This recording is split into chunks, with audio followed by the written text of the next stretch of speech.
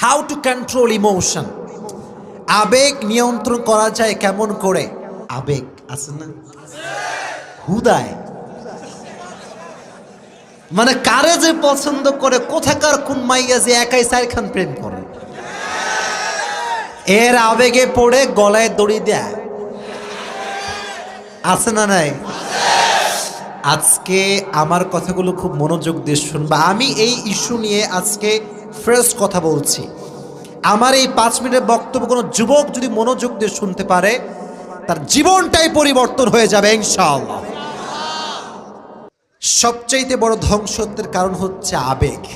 বলেন তো এটার নাম কি? শুধু ছেলেরা না, আজকাল মেয়েদের আবেগের কোনো শেষ নাই।